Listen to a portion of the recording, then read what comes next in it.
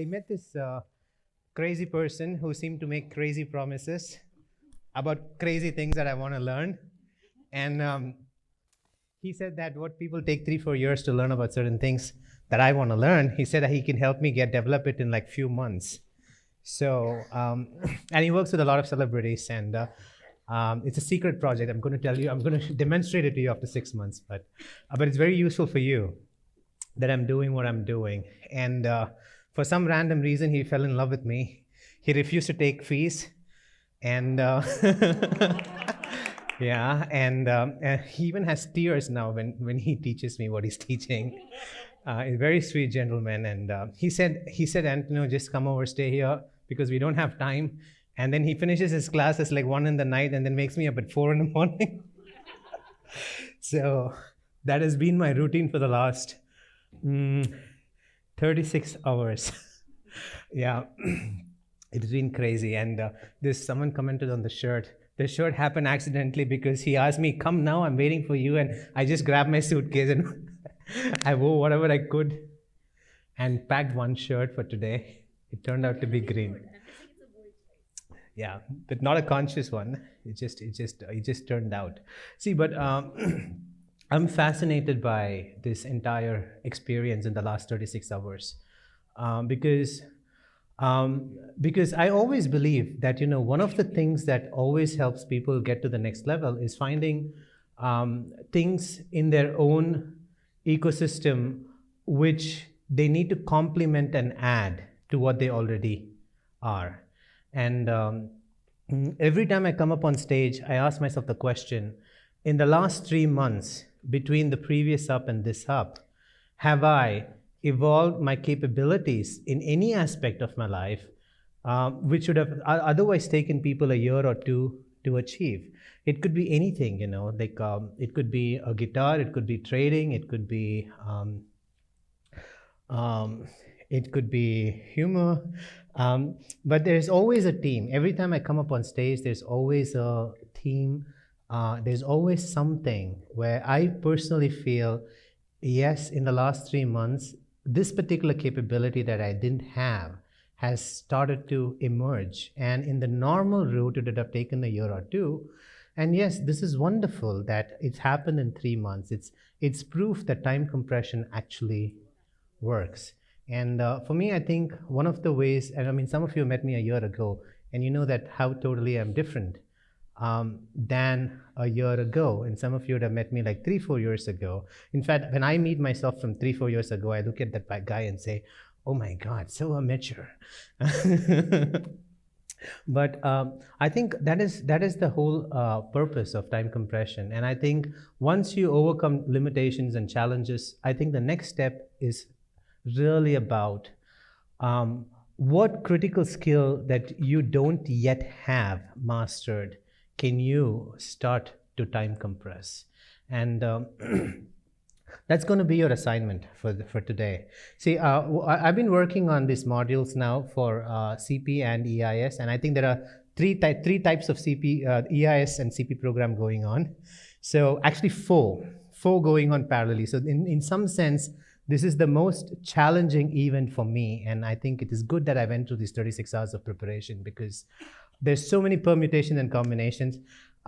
Simply because we have the CPM going on, and I don't know, some of you are going to attend CP the first time, but the CPM program has not been the same for the last 3 events.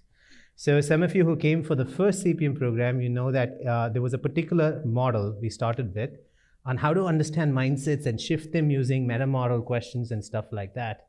And then we got into, can you become aware of installations to the point that you could actually start naturally doing it even before you become an EIS? And then in the last Delhi batch, I came to CP program. It was everybody was the same people I've already met, except for a very small few people. So I created a new module called Persuasion. Specifically because there were parents over there, and sometimes you don't want your kid to hang around with somebody, but then no matter what you tell your child, the child doesn't listen to, or the child knows that the parents have a wrong opinion about a guy they are with, and then no matter how you try to approach that conversation, there's a there's a block over there. So we were using CP to look at issues like that, and we created a new model called persuasion. And um, but this time, this CP, we're going back to the basics. We're going back to what we originally started with: how to shift mindsets, how to inspire people, how to motivate, how to take some belief and change it by just asking one simple question. And the crux of it goes back to, again, how do you know what's going on in the other person's head? Now, as that is going on parallelly, we have the regular EIS program that happens in the night. Some of you must have seen.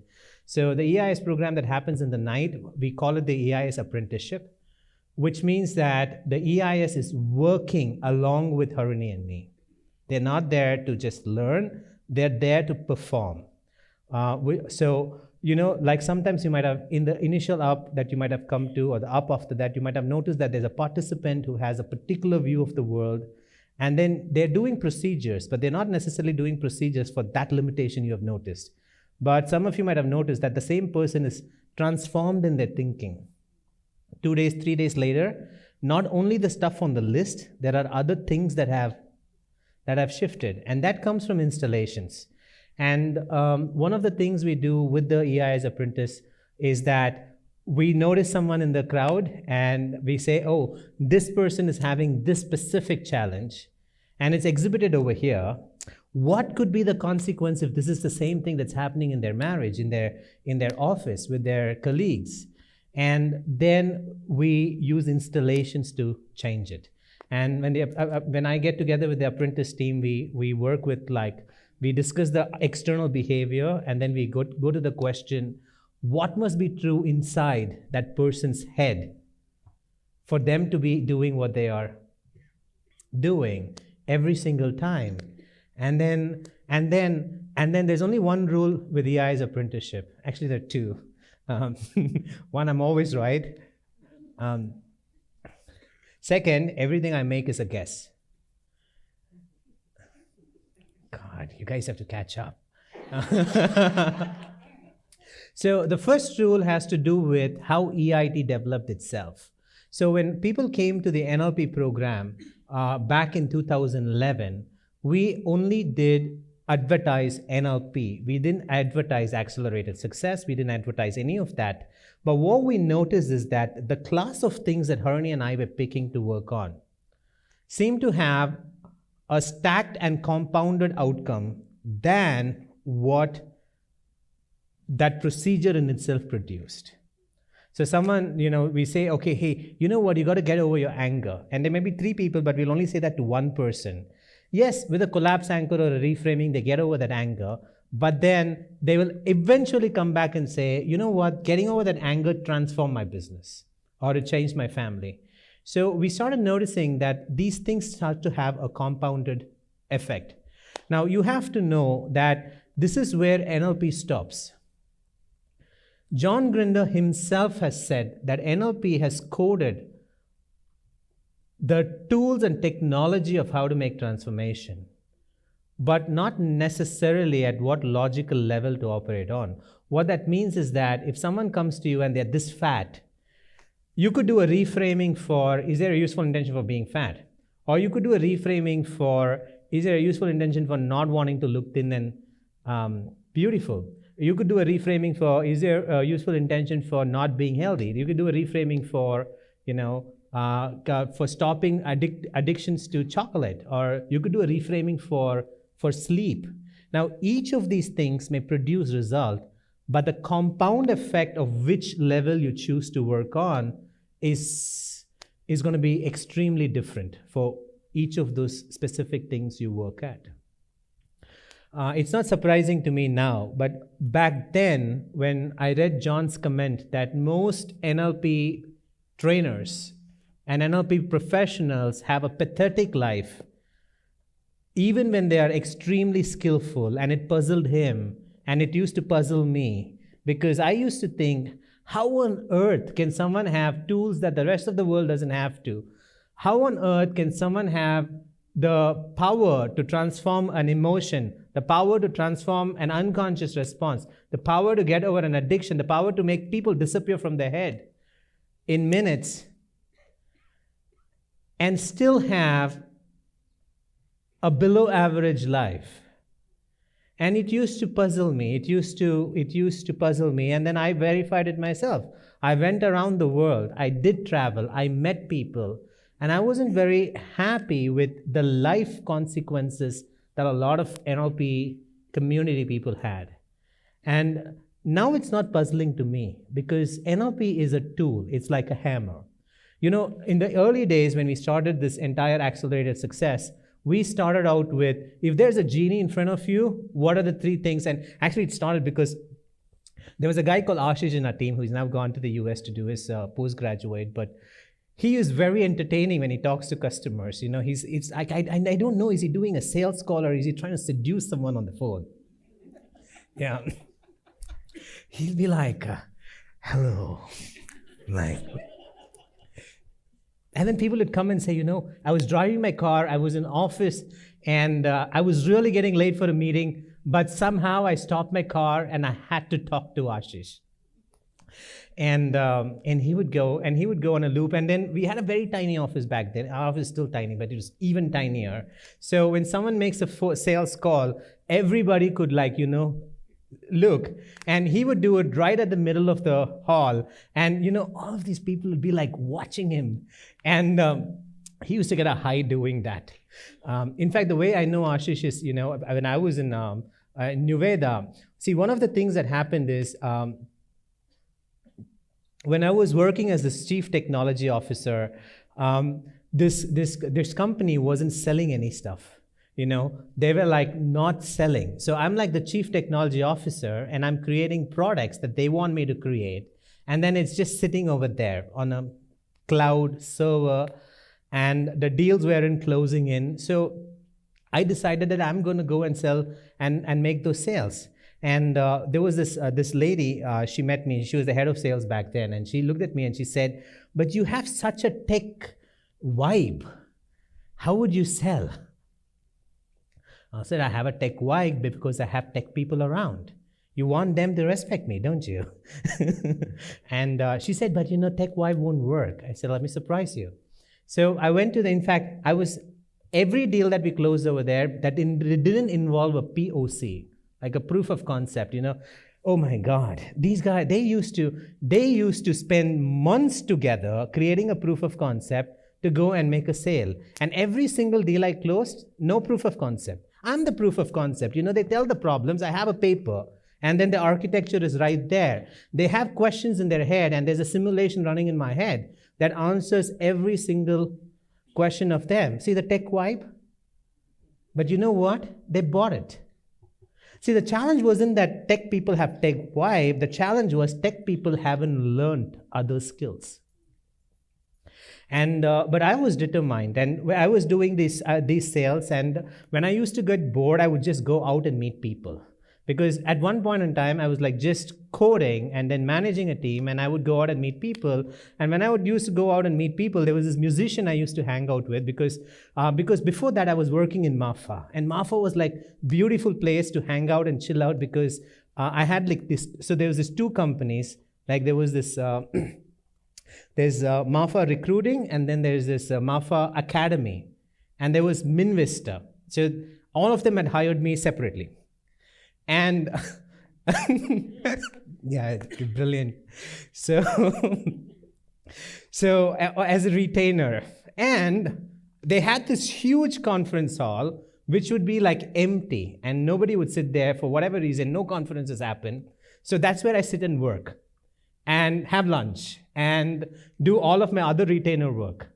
And then in that space, I started becoming familiar with a few musicians who used to chill around, you know. And then when I was in Nuveda and I was making sales, I used to get bored. So I used to call these musician friends of mine and say, hey, I'm going to this meeting tomorrow. Do you want to come for a drive? And they would tag along. And one of this musician guy, he actually was creating a band.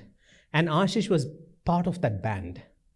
And And so Ashish comes to meet me in the office, and he's like a kid, and I really like this energy because I like musicians. They have this energy when you meet them. Like today morning, I was coming in the flight, and all these Rahman's musicians, they had a concert in Chennai. They were in the same flight. Like you could look at them from far, and you could say they're musicians or artists because you see that energy. They're not sitting in the airport like this. I mean, you never see a musician do that, like real musicians. And yeah, so so I saw Ashish, and he's like this kid and full of energy. And at that time, I really wanted to learn to play the guitar. And Ashish is like, I don't know, I could really teach you how to play the guitar.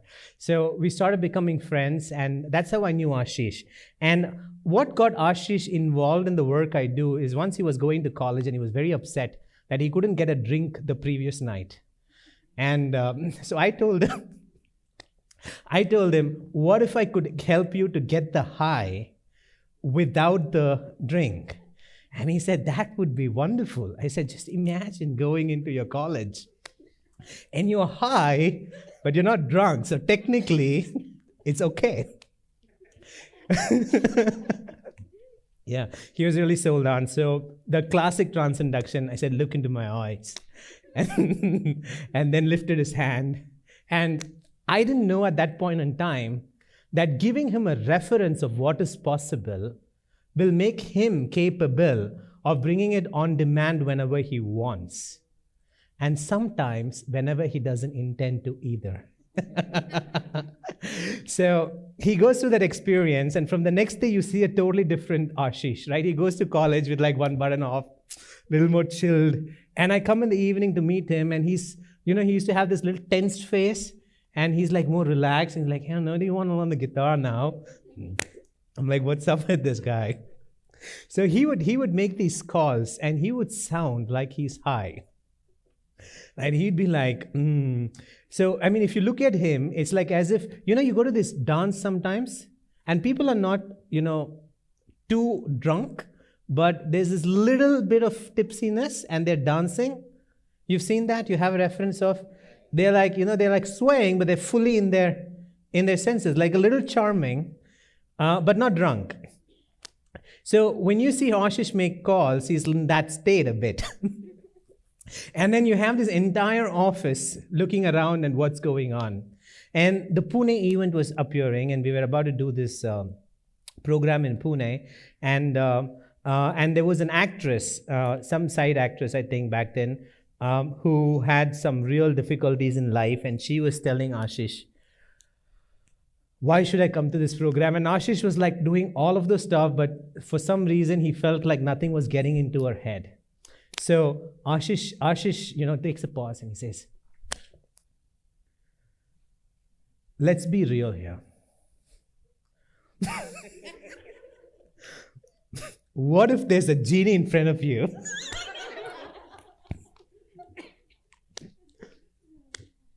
And all of us are like bursting laughing. What are the three things you would want? And that girl is going on the call, right? And he stops. But let's be real again. What if there's a genie in front of you? What would you ask for? And so anyway, she turned up to the event finally. And she was more drunk than any person I'd ever met at that time. So we worked with her outside, and we sent her back. But then later we realized that the genie is a bad metaphor. It's a very bad metaphor. It's a bad metaphor for the work we do. Why is it a bad metaphor? So what does a genie do? A genie gives you whatever you ask. And that's definitely not the work we do, right? Because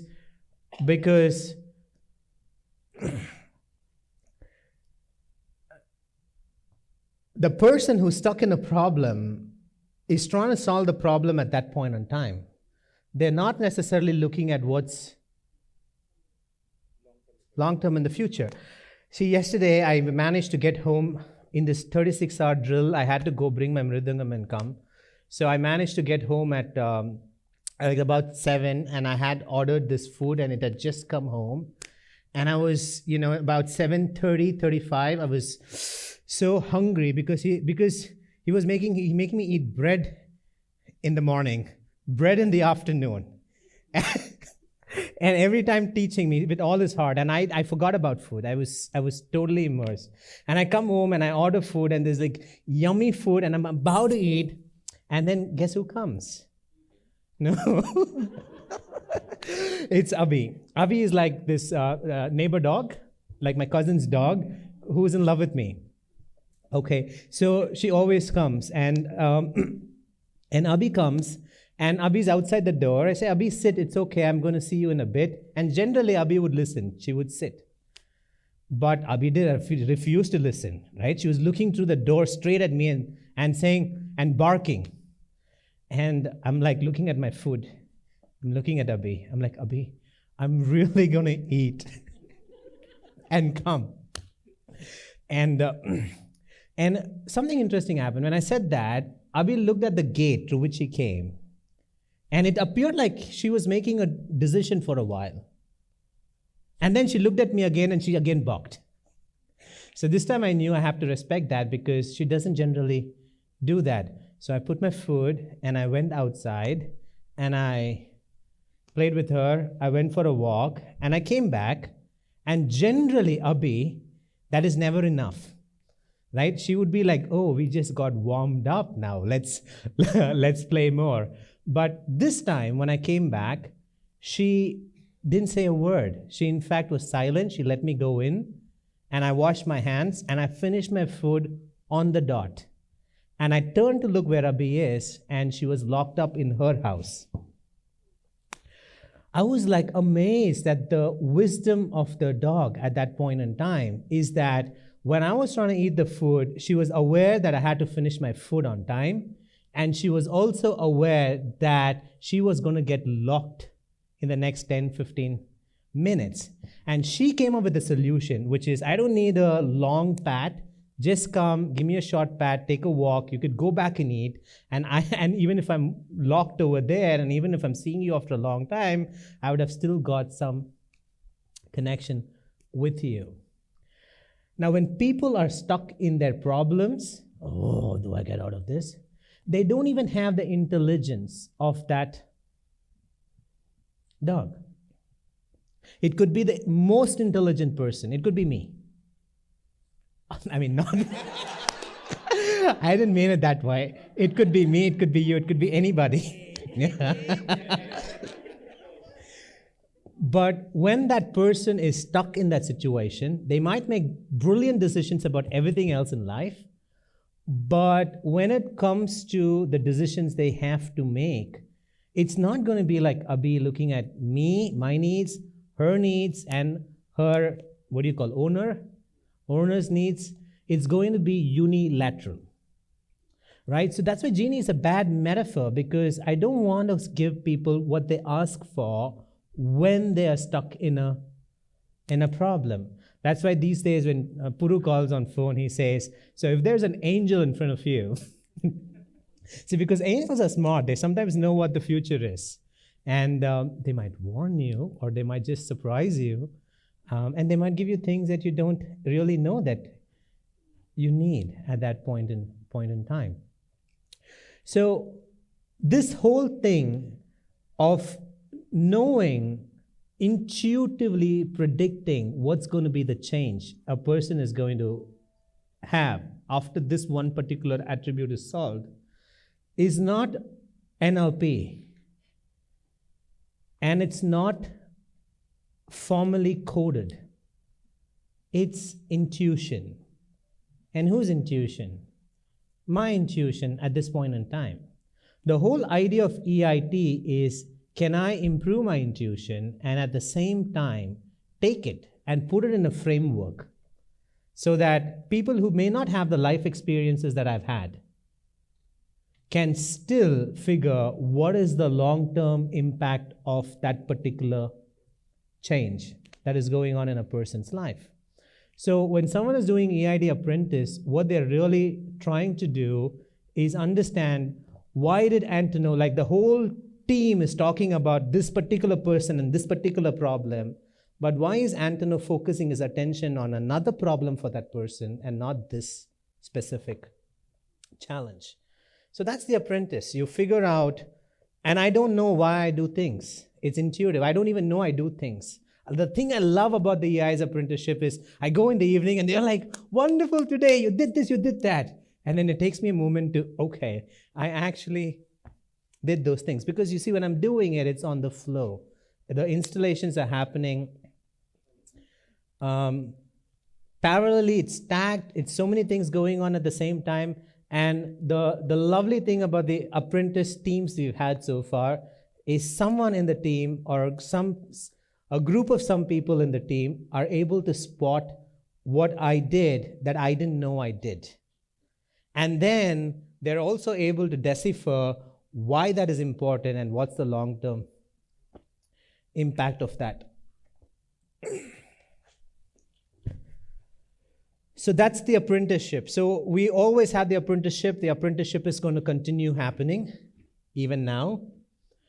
The second thing is everything I say is a guess, because that is the best way to learn. I have noticed very intuitive people who have been in the business of helping people. They could be doctors, they could be lawyers, they could be therapists, they could be coaches. I've seen people who are very intuitive have a completely misread about someone. Sometimes their own wife, sometimes the person they're closest to, sometimes their husband, sometimes their child, and sometimes their client. And they are clueless about it. It's what I call a circular belief system. They have a way to validate whatever they think is true about their intuition. Because some of these people are so influential that if they have an opinion about someone, they can make that opinion come true for that person. Okay, that's the double-edged sword of influence. When you become very good with influence and you misread somebody, you could actually mold them into what you misread them. Right? Very simple experiment, right? They take a set of students, 2 batches. They take for the full sample set is people who are scoring the same across all subjects. But in one set, they label one group of, they don't even label to the students. They tell the teachers that this is bright students and this is average students. In another set, they just split them up and tell the teachers that this is bright and these students are also bright. And the impact was after 6 months, they found that this set, who the teachers thought were average, actually performed average. So, and that's not just true over there. That's true with anyone in the position and the ability of influence. You know what the scary part is? You don't really need to like somebody for them to influence you. Yeah. Likability and followability are not the same. So when you get to the power of influence, you have a responsibility because you are molding people to become what you think they are if you have misdiagnosis. So I have seen that happen a lot, especially with therapists. I've seen touch healers do that. They can induce pain. You know, there are people who could touch you and they could induce pain in a part of your body you didn't have.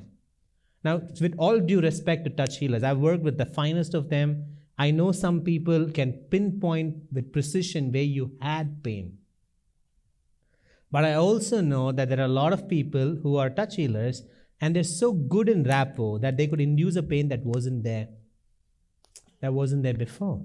So at the power of influence, you can actually mold people to what they become because you misread them. So that's a very deadly position to be in. So what do? You always work from the model that whatever you have is at best a guess. And you need to have a way to validate that guess through any other channel other than from where you originally came to that conclusion. Okay, some of you are going to understand what that means a little later. But if I have to simplify it, what I mean by that is If you are hearing loud volume, also see the speaker knob with your eyes, another sense that the volume is high. 1 sense, 2 sense. Now, translate that to human behavior, right? So you come to a conclusion about somebody through a similar category of experiences. That is irrelevant. Another example in the same category is irrelevant for validation. So you ask, if what I'm saying is true, what else should be true?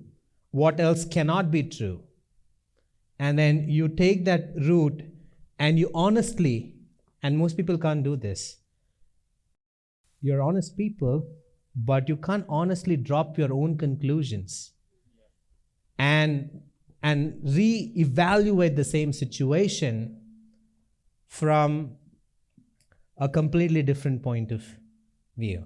Another category of experience is from a neutral point. And then you say, do they match? If they match, you tap yourself, you say, yay, my assumption is, my guess is correct. If it doesn't match, tap yourself and you say, I am learning something new about this person, about human beings that I didn't know until now. So these are the only 2 rules for apprenticeship. If I think you could do these 2, you would be an apprentice. Or if I guess you could be able to do these 2,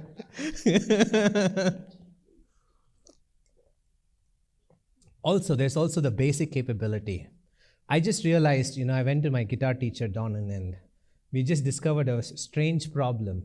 So I'm learning to play the guitar, and I'm learning from someone who, is very famous in the industry and who does all the guitar for all the recordings. So a lot of recordings they do in the films, he plays for them.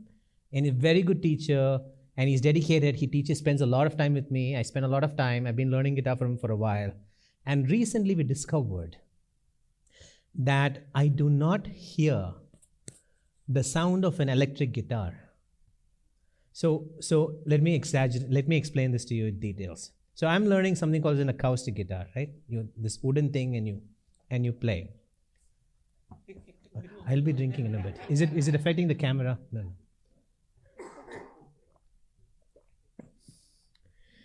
And then the songs that I listen to, they have something called as the electric guitar. It sounds different.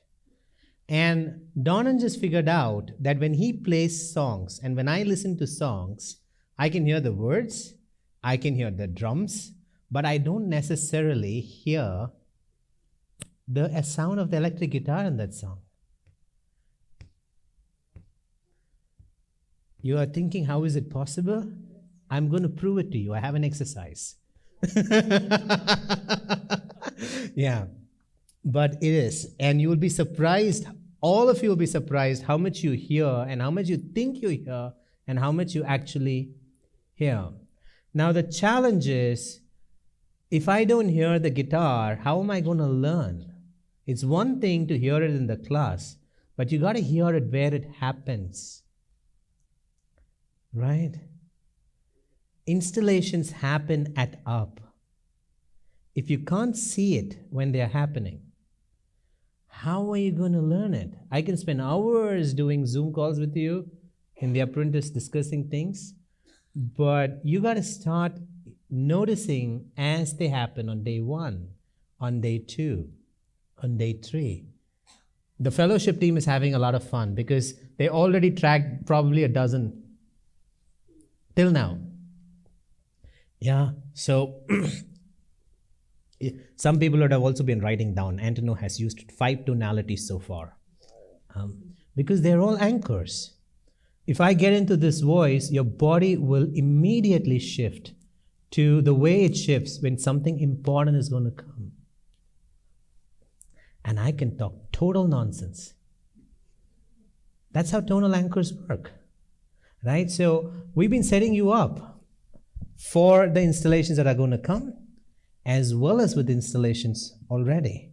So the basic minimum criteria for doing apprentice is You know it and you hear it and you see it as it happens. And then you follow those two rules. And so that's happening as usual in the evening. But we've introduced a new thing this in the morning. And that's the exciting part. That's the really exciting part for me is Harani and I have been working on, the business is really demanding. So there are two things to EIS, okay? One is, in the beginning, it all started with, hey, we need to share this with people. And be careful about who you share it with, right? But recently, we realized that there's so much demand from the business for EIS, right? Daily, there are so many people we say no to who have health challenges. There's one request or the other for some marital challenge, and there are emergencies coming up every day.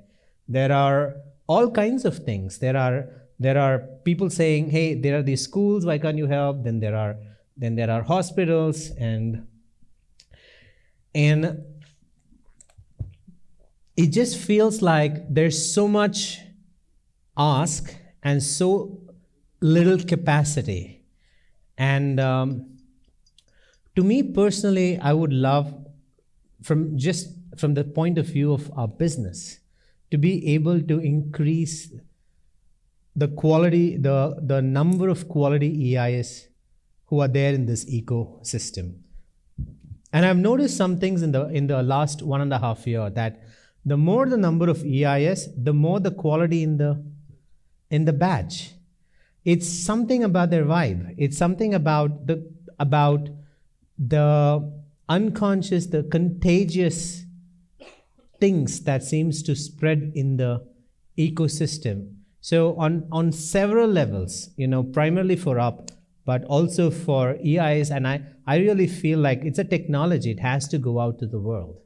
And from that angle, as well as from just pure business reasons, EIS, I really need to develop good EIS. Now, of course, a lot of people do EIS because it's good for the family, right? The single most, if I have to tell you, where did the EIS use their skills the most? Directly on their family. Everything else is secondary. It really impacts, because sometimes you know that this person has this limitation and there's nothing on earth that changes it for them, but you become an EIS and then you're suddenly able to shift that person's, sometimes even the character of a person. And so a lot of times, a lot of you would be doing EIS simply because the way it impacts your family, the way it evolves your family, the way it shapes them up, without doing any procedure. It's not about, let me do a collapse anchor or go to sleep so that I can trick your unconscious to listen to me. It's not about that. It's about how do you change character. So what we realized is that it takes us 3 to 4 years to do our EIS training. It's a 3 to 4 years of committed journey before someone is able to effectively apprentice. Some people sit in the apprentice to know what's going on, and some people are actually on the job. So Harani and I have been really working the last 3 months, finding, is there a way we can time compress that? I mean, if we are clients to us, and the challenge is time compress, EIS 4 years is So we've decided this new thing in the morning called the EIS aspirants, and you're going to hear the electric guitar. You're going to hear the installations as and when they happen. That is the outcome of the aspirants. Because the moment you could do that, you could apprentice. The moment you could apprentice, because you need a context. I think learning happens in a context. The reason I love the apprenticeship program is because there's context. There are people with real needs. It's not hypothetical. There are people with real needs, and their life needs to change, and they're right here. And you have like a day or two. And you know that if you don't do it, someone else would do it, or Antonov would show you how to do it from stage. So I want to get as many people as possible to the apprentice. So the EIS aspirant happens in the morning, and it's primarily going to be around your ability to notice when installations happen. The installation sounds like a fairy tale, and there have been many days when I wake up in the morning and think, what if this installation, all of this is just mumbo jumbo? And then fortunately for me that day, someone would come home. And I know that if I don't do installations for that person, they are ruined. And then I would meet them a week later, and I would know, like, yes, this thing actually does work exactly the way we say it. It works. So, but you're going to notice that too. And you're going to notice that in two ways. You're going to notice what I'm doing, and you're also going to notice when is that moment of transformation that started in the other person, because that's the key. Remember, it's not about a set of stories. It's about what does it evoke in that person, and consciously and unconsciously. Ideally, I would like I don't think it's conducive, I don't think it's practical this time, but ideally, I would love the EIS apprentice to sit where they can see the participants and me. We used to do that in the early batches. So, because when the stories are being said, you want to notice who's getting that look in the eye, and then you want to notice that person after do this. And by the way, these things are beautifully seen on camera too. It's like I have a fun reviewing. Oh God, you guys have seen this new mirroring. By the way, you wouldn't have noticed it. I'm pretty sure most of you wouldn't have noticed it. My own team who put out the video didn't notice it. But have you guys seen this mirroring video? The mirroring video recently, the school one, where I spoke about how I worked with underprivileged children and was mirroring them, and I stumbled, and then, okay, the point where I say I stumbled and I did this, notice carefully, the camera actually jerked. Yeah. I'm mirroring all the time. So when I'm talking about mirroring, pacing, and leading, I'm doing it at that time with everybody in the room. I never tell a story that I'm not demonstrating at that very moment. So when I talk about metaphors and installations, I'm always doing installations. If I talk about close the deal, I'm closing some deal with you at that time. So how many of you still want me to teach you close the deal?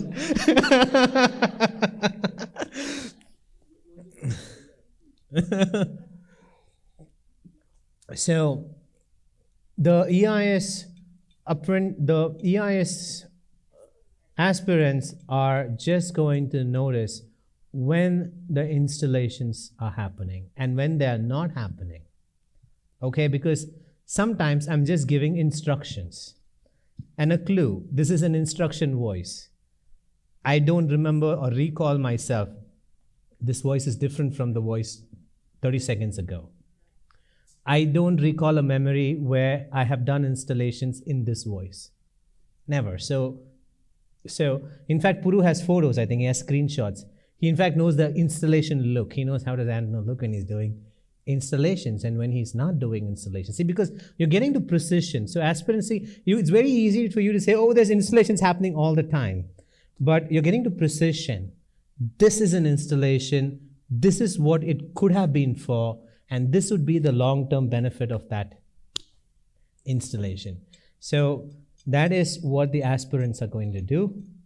And then the fellowship. We have a fourth program called fellowship. The fellowship people are helping me develop a new product. What was that? Did you say NLP? EID? Helmet. Oh, how I love that. There's Chandrika's brother just blew my bubble. He's apparently an AI expert, so I told him about my helmet plan. And he said, oh, it's very, very easy to do it. We can easily do it. I just need 1 lakh people. So how am I going to put the helmet on 1 lakh people's head and give the computer calibration points of this is the emotion? But anyway, I think we'll work a solution out. Yeah, so how I wish the helmet. I love the helmet. Someone tweeted to me today saying you shouldn't call it a helmet. Seriously, there's a guy who tweeted this morning. I don't even know how he knows about this. I thought it was a pretty closed, secretive idea inside this community. You guys talk a lot about me to other people. Okay, so the product that the fellowship team is helping me develop is, Harini and I realized that membership and UP was not intended to as an MBA or an alternate to MBA or to help people with entrepreneurship. But it anyway made that effect. After UP and after membership, we noticed that people were quitting their jobs and they were becoming entrepreneurs, and then they would get into a business that they're not supposed to be getting into, or they would get into a business too early, or they would get into a business and be stuck with a problem that they've never faced before. And fortunately, during the consultation, before something could fall down, we notice it ahead of time and we point out, and then things change for them. So this has been going on for the last 2-3 years. This is out of the blue, and sometimes I don't know that business. So I need to learn that business from them and then show them what they've done wrong. So that's why sometimes consultations go on for 3.5 hours. And 10 minutes to diagnose, 3 hours for me to learn. Yeah, I love my job. It's free education. But what I love about those 3 hours is, I think I cover in those 3 hours from effectiveness what takes months because of the meta model that you're going to be learning as CP is, see, if you have to take a person and find out details from them about anything, about a problem they have, about why someone is a genius or how something works, you could take like hours and hours, and there's no end to the detailing that you can get by questions. And if you've done it for some time, you know how horrible it is, because finally you have so much data and you don't know what to do with it. But the challenge is to go to the most relevant and useful information in the least amount of time. And to me, 3 hours is pretty time compressed to go and learn a business that you don't know. And learn it to the point you could see the flaws in it. Like, you remember Abhi? It saw 3 people at the same time.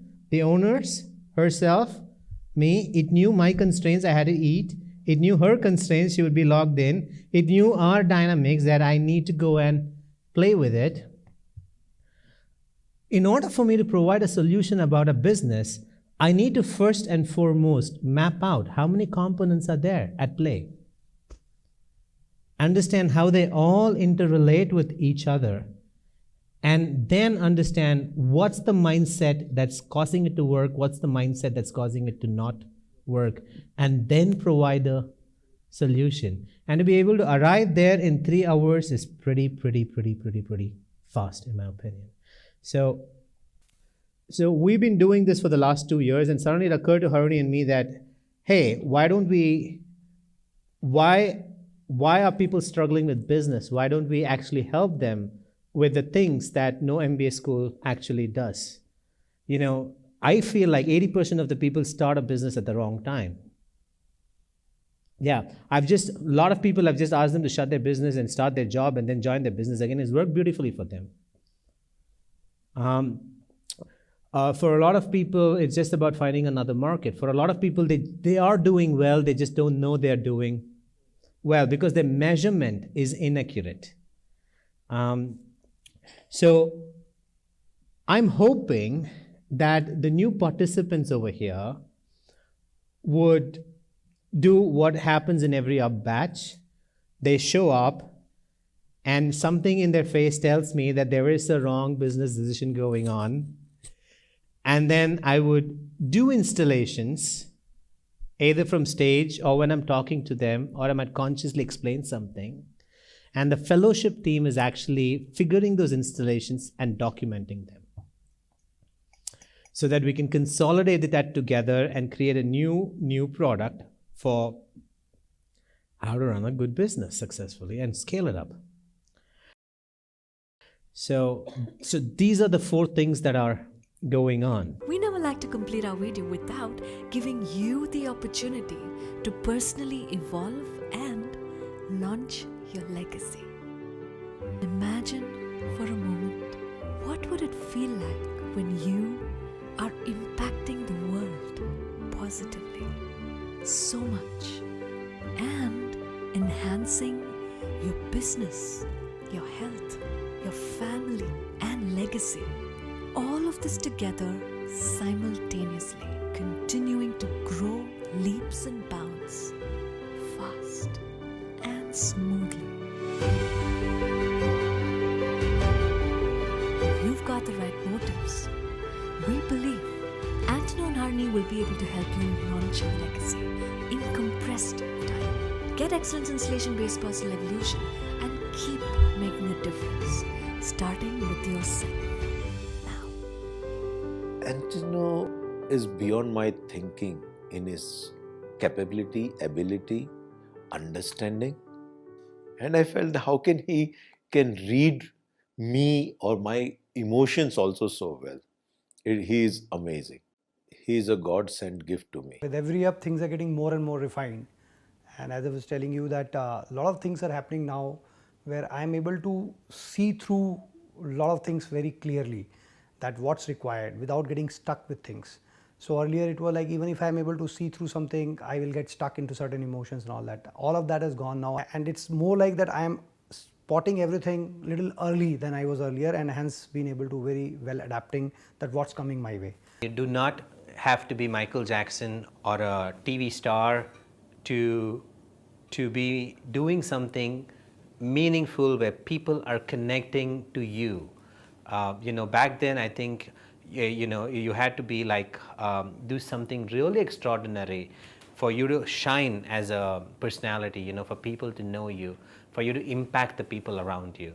But today, you can create impact in so many ways.